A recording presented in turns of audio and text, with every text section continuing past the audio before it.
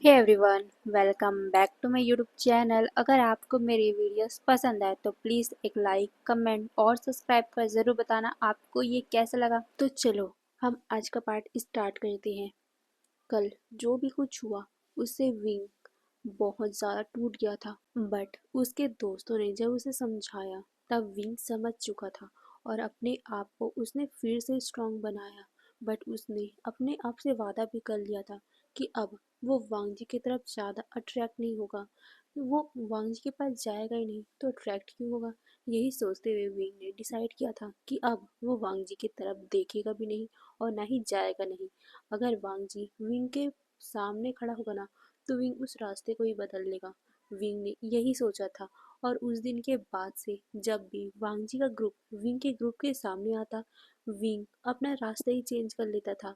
Wing के सारे group member wing से कहते भी थे कि हम ऐसा क्यों कर रहे हैं, हम उनसे डर क्यों रहे हैं। विंग उन्हें बताता था कि हम डर नहीं रहे, बस अवॉइड कर रहे हैं। अगर हम यहाँ पर लड़ने बैठेंगे तो उनके कारण हमारा दिन खराब होगा और विंग ऐसा नहीं चाहता। वो शांति से ये लाइफ जीना चाहता है। ये सुनकर उसके ग्रुप पहले तो नाखुश होते थे, बट विंग उसे मना लिया करता था। फिर डे ऐसे बीतता रहा। वांग जी बहुत ज़्यादा फ्रस्ट्रेट होता था क्योंकि अब तो विंग उसके पास आता भी नहीं है, ना ही लड़ने के लिए ना ही उससे बातें करने के लिए। अरे यार, उसके पास एक बार शक्ल दिखाने के लिए भी नहीं आता। वांग जी को वो देखते ही निकल लेता है, जिस वजह से वांग जी बहुत ज़्यादा अपसेट होता है और बहुत ज़्यादा गुस्से में भी होता है। बट इस बार वांग जी ने अपने अल्फा को कंट्रोल कर लिया था। वांग जी को समझ नहीं आ रहा था कि वो विंग से कैसे बातें करे। उसे तो जब भी विंग दिखता है या विंग उसको देखता है, हमेशा ही विंग रास्ता ही बदल लेता है। इस चीज़ से वांग जी को बहुत ज़्यादा गुस्सा तो आता है, बट वो अपने आप को शांत करता है। बट अकेले में जाकर वो बहुत ज़्यादा ही अपसेट बैठा रहता है, जिसे उसके दोस्त देखते हैं, बट वो कुछ कर नहीं पा रहे वांग जी के लिए। तभी शुयांग और वेंचाओ वांग जी के पास आते हैं और वो वांग जी से कहते हैं क्या हुआ। ये सुनकर वांग जी उन दोनों को देखता है और कहता है नहीं, कुछ नहीं। ये सुनकर दोनों ही कहते कुछ नहीं, तुम मुंह लटका के क्यों बैठे हुए हो। ये सुनकर वांग जी कुछ भी नहीं बोलता। तभी शुयांग और वैनचाओ वांग जी के कंधे पे हाथ रखते और कहते हैं ब्रो, क्या हुआ है तुम्हें, तुम कुछ दिनों से ढंग से बातें भी नहीं कर रहे हो यार हमसे। ये सुनकर वांग जी कहता है मैं, तुम देख तो रहे हो ना क्या हो रहा है। विंग मुझे अवॉइड कर रहा है और जो मुझे पसंद नहीं आ रहा। ये सुनकर दोनों इशारा करते हैं और वो दोनों ही उस दिन की बातों को याद करते हैं। जो भी कुछ हुआ सच में गलत हुआ। वांग जी के अल्फा ने सच में बहुत बुरा किया था और वांग जी के अल्फा के कारण विंग अब वांग जी को अवॉइड कर रहा है। वांग जी वो बताना चाहता है, बट वांग जी का अल्फा ईगो उसे करने नहीं दे रहा है। सच में वांग जी की लाइफ में भी कितनी ज़्यादा मैस है ना। ये सारे लोग यही सोच रहे थे। तभी वांग जी कहता है मुझे उससे बात करनी है। तुम्हें पता है जब मैं उसका चेहरा नहीं देखता तो मुझे अजीब फील होता है, मेरा पूरा दिन खराब निकल जाता है। और आज भी मैंने सुबह से उसे नहीं देखा। मैं अब क्या करूँ, वो तो मेरे सामने दिखता भी नहीं है, आता भी नहीं है। मैं उससे बातें करना चाहता हूँ, भले ही वो मेरे साथ लड़ाई करे, बट बातें तो करे, मेरे सामने तो आए, किसी भी तरीके से वो मेरे सामने तो आए। बट वो आता ही नहीं है। इसी बात का मुझे फ्रस्ट्रेशन है, मुझे अच्छा नहीं लग रहा है उसके बिना, उसके देखे बिना। ये सुनकर वो दोनों यानी कि वैनचाओ और शुयांग एक दूसरे को देखते हैं और फिर वो दोनों शाय कहते हैं। तभी शुयांग कहता है अगर तुम्हें ऐसे ही करना है तो तुम क्यों ना खुद जाओ उसके पास। ये सुनकर वांगजी कहता है मैं उसके पास जाऊं, बट वो तो खुद निकल जाएगा वहां से। ये सुनकर वो दोनों ही कहते हैं अरे तो भी अगर तुम्हें उसे पाना है तो थोड़ा सा एफर्ट तो लगाना पड़ेगा। अपने ईगो को साइड में रखो और जाओ, खुद जाओ। ये सुनकर वांगजी उन दोनों की तरफ देखता है और कहता है बट मैं कैसे जाऊं जब वो मेरे पास से निकल जाएगा तो। ये सुनकर वो दोनों ही अपने सर पे हाथ मारते और कहते तुम थोड़े बेशरम बन जाओ। ये सुनकर वांग जी कुछ समझ नहीं पाया, वो उन दोनों की तरफ देखता है। तभी वो दोनों ही वांग जी का कंधा पकड़ते हैं और कहते वांग जी देखो, प्यार में अपने ईगो को छोड़ना पड़ता है। अगर तुम अपने ईगो को छोड़ोगे नहीं तो वो तुम्हें मिलेगा नहीं। अगर तुम्हें विंग चाहिए तो तुम्हें उसके सामने झुकना ही पड़ेगा। ये सुनकर वांग जी कुछ कह पाता कि उसका अल्फा उन दोनों की तरफ गुस्से से देखता है। तभी वो दोनों ही वांग जी को झटका से हिलाते और कहते, वांग जी देख लो, अब अपने अल्फा को संभालो, नहीं तो विंग तुम्हारे हाथ से निकल जाएगा।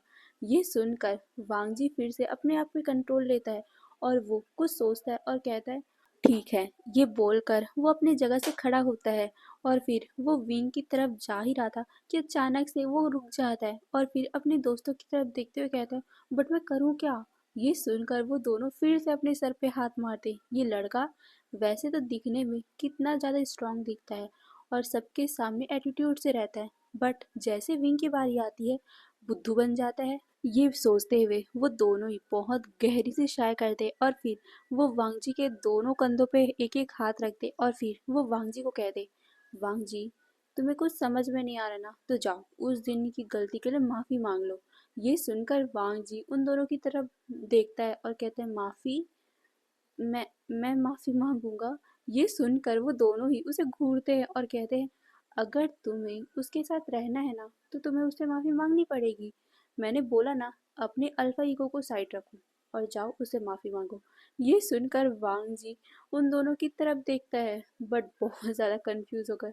आज से पहले उसे कभी भी किसी से माफ़ी नहीं माँगी है और उसे विंग से माफ़ी माँगनी पड़ेगी, एक ओमेगा से।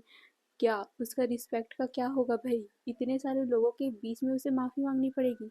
यही सोचते हुए वो कुछ सोच रहा था, तभी उसके दोस्त कहते हैं, वांग जी अगर तुम्हें विंग से माफ़ी नहीं मांगनी ना तो विंग को भूल जाओ। ये सुनकर वांग जी चिल्लाते हुए कहता है, बिल्कुल नहीं। ये सुनकर वो दोनों कहते हैं, तो ठीक है जाओ माफ़ी मांगो।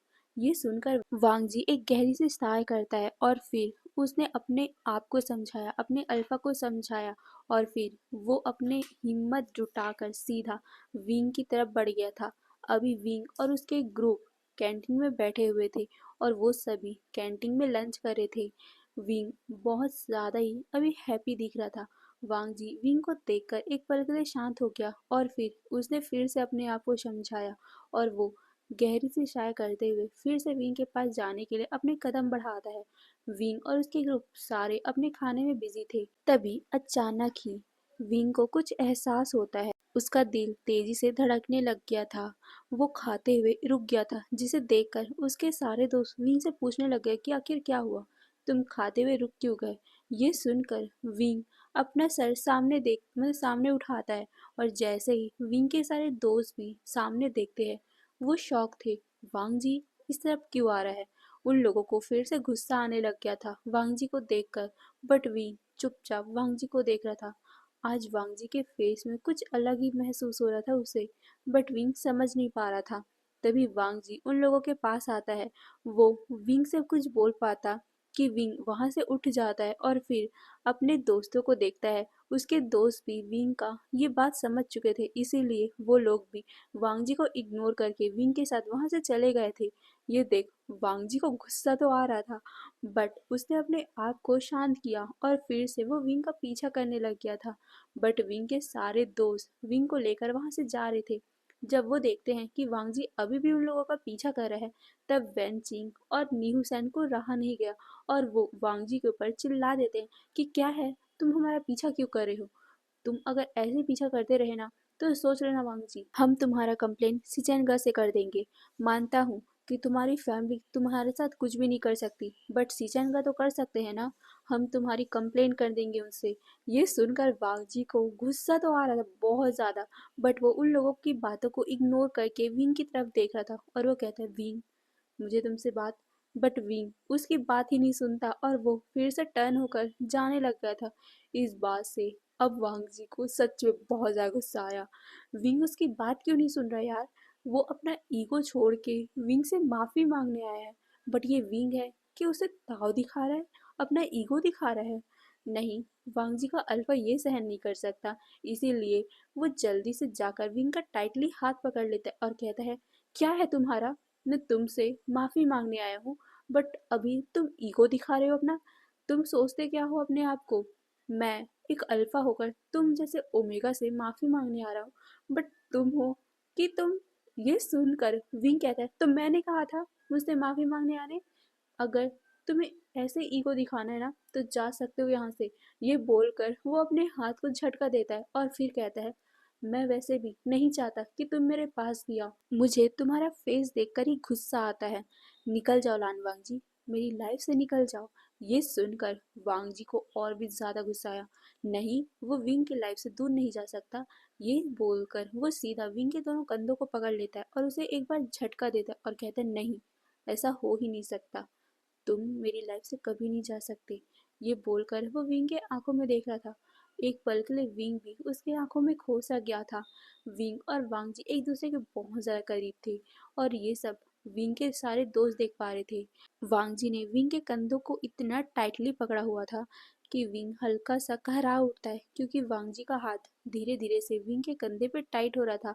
विंग की दर्द भरी चीख सुनकर उसके सारे दोस्त विंग के पास आते और फिर वैनचिंग और वैनिंग सीधा वांग जी को धक्का देते हैं विंग से। विंग हल्का सा लड़खड़ा गया, क्योंकि वांग जी ने सच में उसे बहुत ज्यादा टाइटली पकड़ा हुआ था। वहीं वांग जी जब उसे एहसास होता है कि फिर से उसने रायता फैला दिया, उसको बहुत ज्यादा अपने ऊपर गुस्सा आया था। क्यों क्यों वांग जी अपने अल्फा गुस्से को कंट्रोल नहीं कर पाता है? ऐसा क्यों हो रहा है उसके साथ? उसने फिर से फिर से विंग को हर्ट कर दिया। यही सोचकर वांग जी ने अपनी आंखों को टाइटली बंद कर लिया था और वो धीरे से अपनी आंखें खोलता है और वो विंग को देखता है। विंग उसे देख भी नहीं रहा था। वहीं उसके दोस्त, वो तो वांग जी से लड़ने को भी तैयार थे, बट विंग ने उन सभी को कह दिया था कि हमें इस जैसे इंसान के साथ रहने की कोई जरूरत ही नहीं है और ना ही इनके साथ अपना मुंह बिगाड़ने की। ये बोलकर वो अपने दोस्तों को लेकर वहां से चला गया था। वांग जी फिर से अपने आप में ही अपने आप को ही कोसने लग गया था। वो जोर से दीवार पे पंच करता है। वांग जी के मुट्ठी में फिर से चोट लग गई थी। वांग जी के सारे दोस्त जो पीछे खड़े हुए थे, वो भी अपने सर को पीटने लग गए थे कि वांग जी क्यों अपने गुस्से को कंट्रोल नहीं कर पाता। वांग जी अपने दोस्तों को देखता है, वो भी बेचारे वाले लुक के साथ। उसके दोस्त एकदम डिसबिलीव में अपना सर से करते हैं और धीरे धीरे से वो वांग जी के पास आते हैं।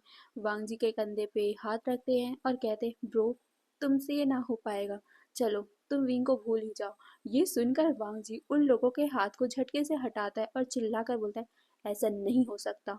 विंग को मैं कभी नहीं भूल सकता, वो मेरी जान है। ये सुनकर उनके दोस्त कहते हैं, जान है तो अपनी जान के लिए पोलाइट होना भी तो सीखो, जो तुमसे नहीं हो पा रहा है। ये सुनकर वांग जी का सर नीचे हो गया था।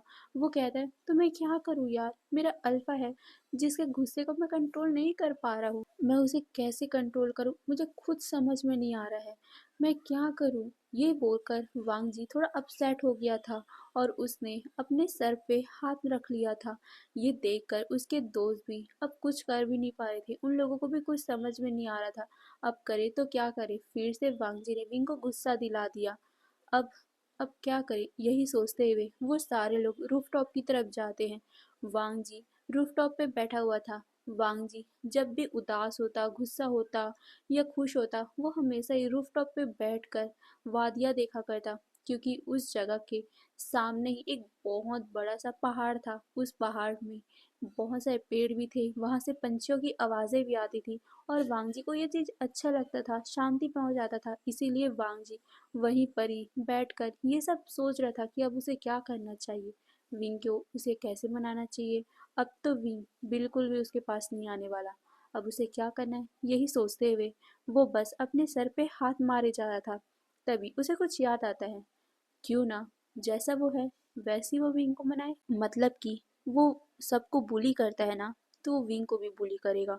कम से कम विंग उसके पास तो रहेगा, उसके साथ तो रहेगा, उससे बातें तो करेगा। बस वांग जी को विंग की एक कमजोरी ढूंढना है, सिर्फ एक कमजोरी, जिसके कारण वो विंग को परेशान करेगा और वो विंग को अपने पास रखेगा।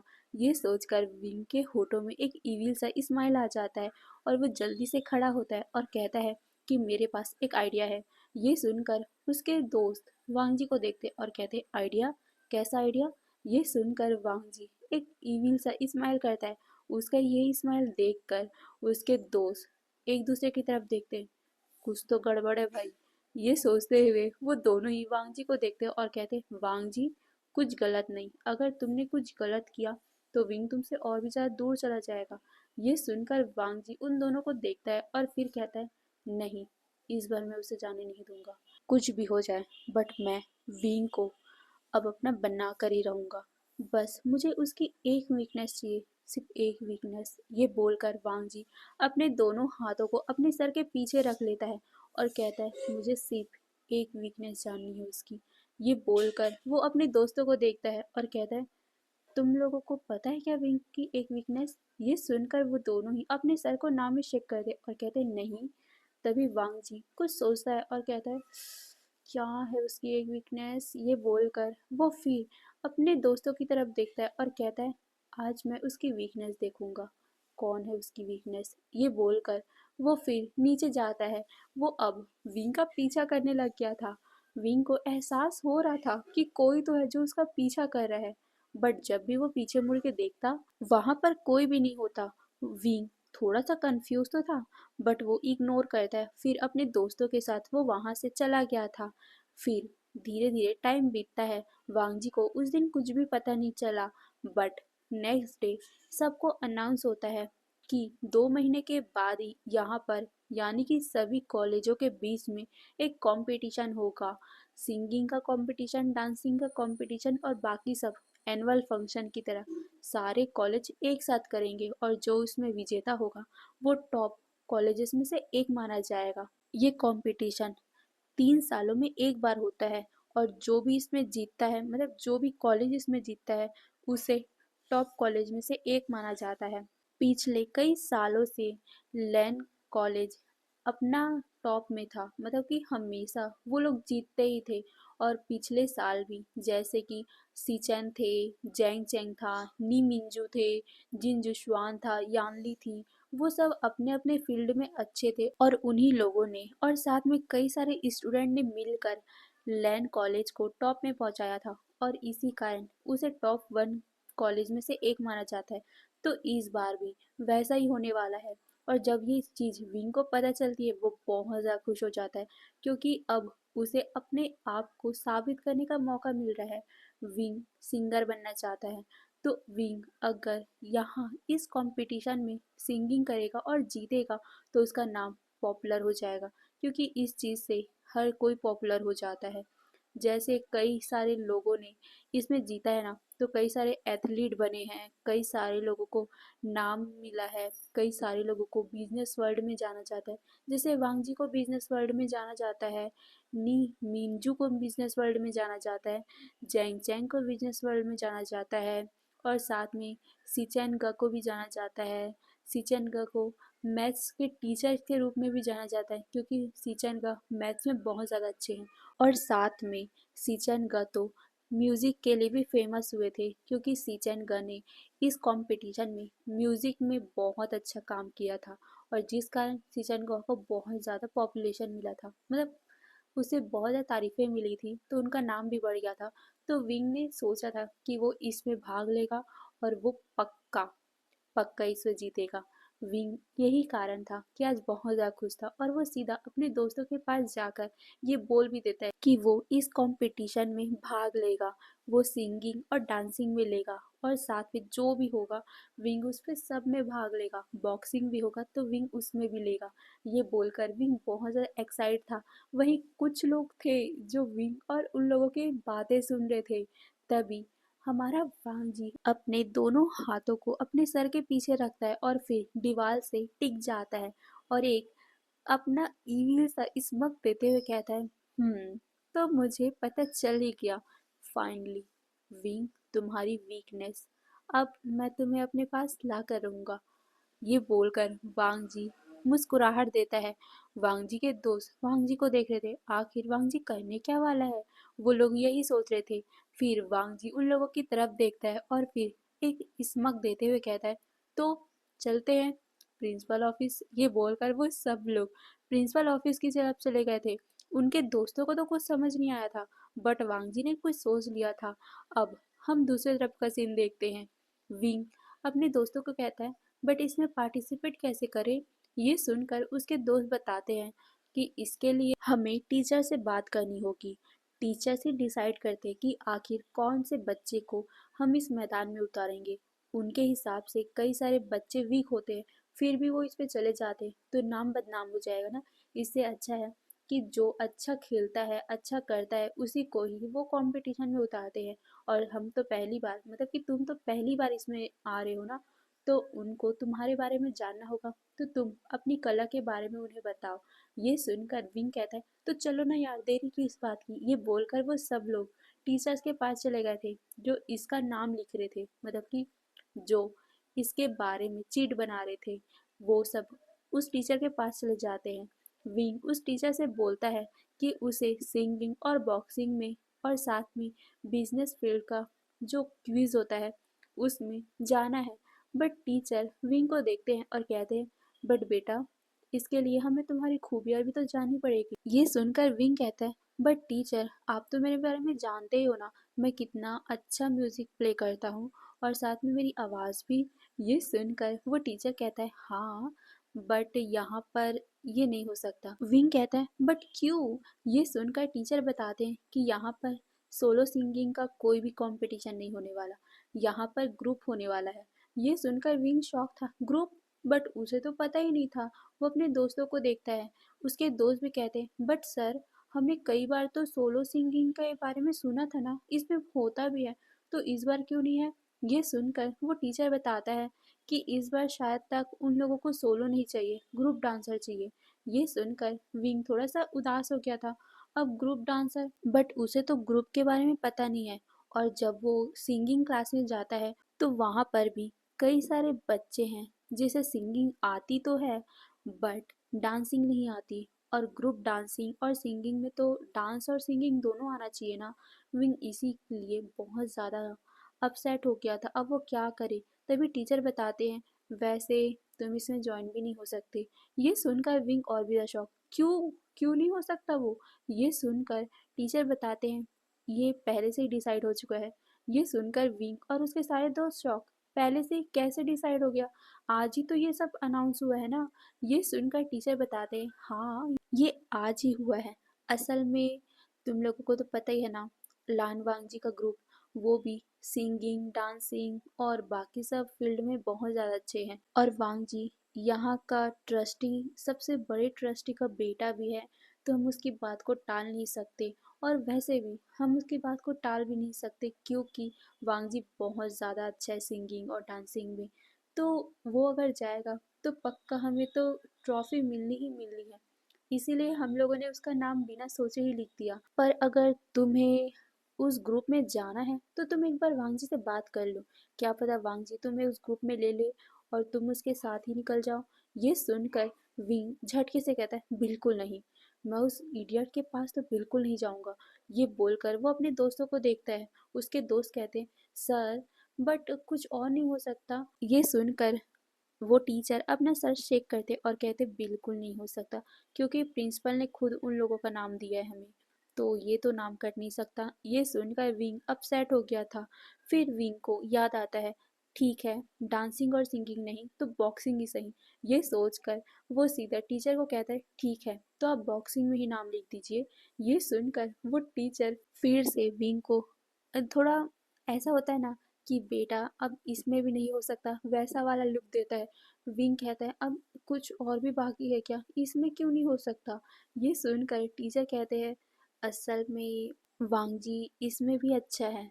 असल में वांगजी कई सारे मेडल्स भी इसमें ला चुका है, और हमारे कॉलेज में वांगजी बॉक्सिंग के लिए भी फेमस है, तो प्रिंसिपल ने उसका नाम। ये सुनकर विंग को बहुत ज़्यादा गुस्सा आ रहा था। हर बात में वांगजी क्यों उसके बीच आ रहा है? विंग उससे अवॉइड करना चाहता है, उसके बारे में सुनना भी नहीं चाहता, फिर भी वांगजी बार बार उसके सामने आ जाता है, उसका नाम सामने आ जाता है। अब तो जिसमें विंग करना चाहता है उसमें भी वांगजी बीच में क्यों आ रहा है, यही सोचते हुए विंग को अब गुस्सा आ रहा था। तभी विंग शाय करता है और कहते हैं, ठीक है, इसमें नहीं तो ठीक है, बिजनेस में। ये सुनकर टीचर फिर से विंग को देखते हैं और कहते, बेटा, इसमें। ये सुनकर विंग कहता, अब इसमें क्या हुआ सर? इसमें भी लान वांगजी है क्या बीच में? ये सुनकर टीचर अपना सर नाम शेक करते और कहते, नहीं, उसमें वांगजी नहीं है, मतलब है भी और नहीं भी। बट इसमें तुम भाग इसलिए नहीं ले सकते क्योंकि इसमें तुम्हारा नंबर बहुत ज़्यादा कम है।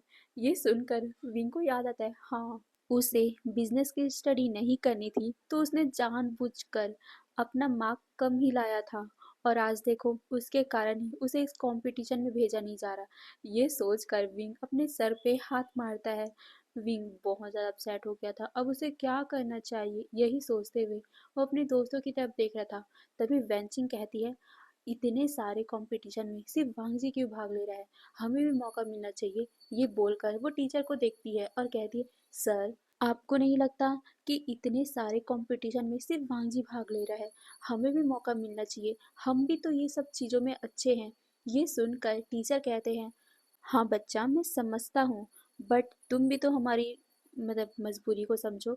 हमारे ऊपर भी कई सारे लोग हैं जो चाहते हैं कि हम इस बार फिर से इस एनुअल फंक्शन में फिर से मेडल लेके आए, और मेडल के लिए बेस्ट से बेस्ट लोग चाहिए हमें। तो वांगजी से बेस्ट तो कोई हो भी नहीं सकता। ये सुनकर विंग को गुस्सा आता है और कहता है, आपने हमें देखा भी नहीं, परखा भी नहीं, और आप ये कैसे बोल सकते हो कि हम वांगजी से अच्छे नहीं हैं। ये सुनकर वो टीचर कहते हैं, क्योंकि हम वांगजी को बचपन से जानते हैं।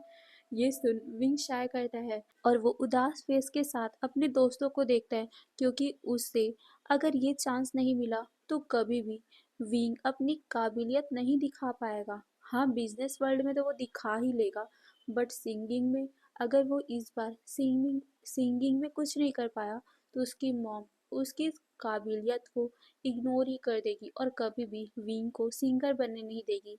इसीलिए विंग बहुत ज़्यादा ही अपसेट हो गया था। विंग के सारे दोस्त भी ये पहचान चुके थे, इसीलिए वो टीचर से कहते, बट टीचर, कुछ तो उपाय होगा, हमें इसमें भाग लेना ही है। ये सुनकर टीचर कहते हैं, मैंने तो तुम्हें बोला है, अगर तुम वांगजी के पास जाओगे, उनसे बोलोगे, तो क्या पता वांगजी तुम्हें अपने ग्रुप पे ले ले। ये सुनकर विंग कहता है, और इसके अलावा कुछ और उपाय नहीं है। ये सुनकर टीचर बोलते हैं, हाँ, हो सकता है, अगर तुम लोग वांगजी से बेस्ट करके दिखा दो। ये सुनकर विंग कहता है, ऐसा हो सकता है। ये सुनकर टीचर अपना सर हाँ में हिलाते और कहते हैं, हाँ, बट तुम्हें वांगजी के हर एक चीज से बेस्ट होना पड़ेगा। अगर तुम वांगजी से बेस्ट हो तो हम तुम्हें क्यों ना ले भला, हमें तो बस ट्रॉफी से मतलब है। ये सुनकर विंग के सारे दोस्त खुश हो गए थे। तभी वो टीचर कहते, बट तुम्हारे पास कोई ग्रुप तो है ना, ग्रुप के बिना ये तुम भाग नहीं ले सकते। ये सुनकर विंग फिर से उदास, ग्रुप, अब उसे ग्रुप कहाँ मिलेगा यार, उसे तो कुछ पता ही नहीं है। हाँ, सिंगिंग के जो सिंगिंग क्लासेस में विंग जाता है वहाँ पर तो सब सिंगिंग वाले हैं, डांसिंग के लिए कोई होगा कि नहीं होगा विंग को नहीं पता। और विंग को अपने दोस्तों के बारे में भी कुछ नहीं पता कि उनको डांसिंग आती है कि नहीं, सिंगिंग आती है कि नहीं। इसीलिए विंग अपसेट हो गया था और फिर वो कहता है, ठीक है सर, ये बोलकर वो अपने दोस्तों के साथ वहाँ से निकल गया था। वहीं वांग जी अपने रूम में बैठकर ये सब तमाशा को अपने सामने स्क्रीन पे देख रहा था। यानी कि हर कॉलेज में कैमरे तो लगे होते ना, और वांगजी वहाँ ट्रस्टी का सबसे बड़े ट्रस्टी का बेटा है, तो उसके पास कैमरा का एक्सेस है, और कैमरा का एक्सेस है इसीलिए वांगजी हर चीज देख सकता है। और आज जो भी विंग का और टीचर का बात हुआ, वांगजी ने सब कुछ सुन लिया।